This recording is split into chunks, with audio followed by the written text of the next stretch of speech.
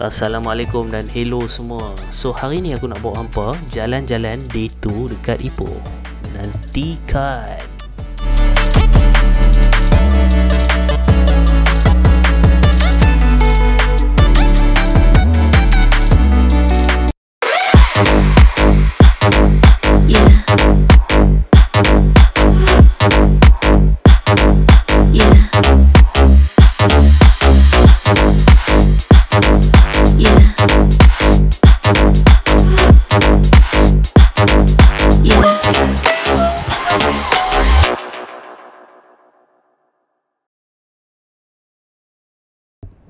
Hari kedua kat Ipoh ni, kami mulakan dengan cari breakfast dulu lah nak makan. Kami pun pergi cari restoran Salmah.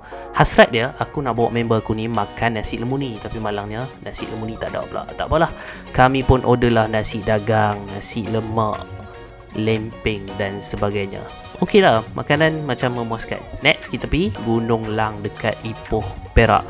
Gunung Lang ni jauh sikit daripada town Ipoh. So naik Grab dalam lebih kurang RM10 ke RM11. Sampai kat Gunung Lang ni, aku tengok ramai gila beratok. Rupanya mereka nak naik boat. Dekat Gunung Lang ni ada macam-macam aktiviti yang boleh buat. Contohnya macam pergi zoo. Tapi hampa kena naik boat tu dulu lah. Harga boat dia dalam RM3 kalau tak salah aku. Hampa naik boat tu, hampa pergi ke lagi satu pulau ataupun tempat yang ada petting zoo yang harga dia nak masuk lebih kurang dalam RM6.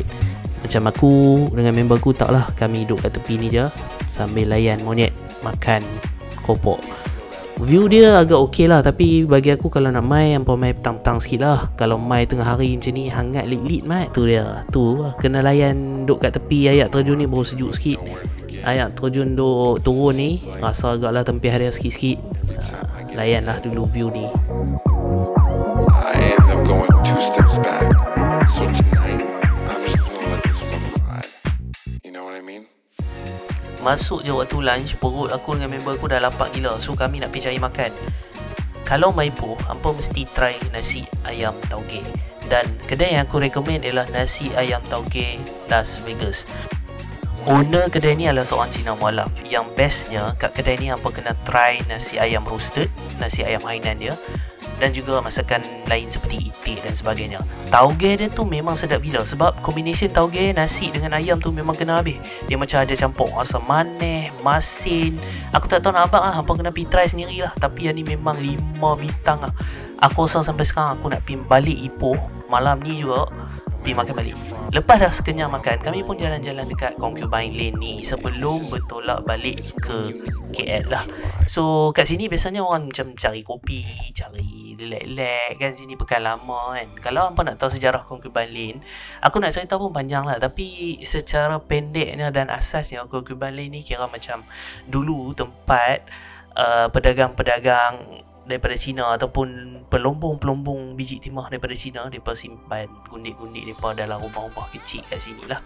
So layan dulu street art mural sebelum balik KL. Apa-apa pun trip kat Ipoh ni overall aku enjoy. Tapi yang penting aku memang tak boleh lupa nasi ayam tauge Vegas tu lah. Hampa memang kena mai Ipoh, memang mai saja untuk makan benda tu pun tak apa. Lepas tu balik. Thanks guys for watching. Hope korang pula hampa lah, hampa suka video ni. Thanks.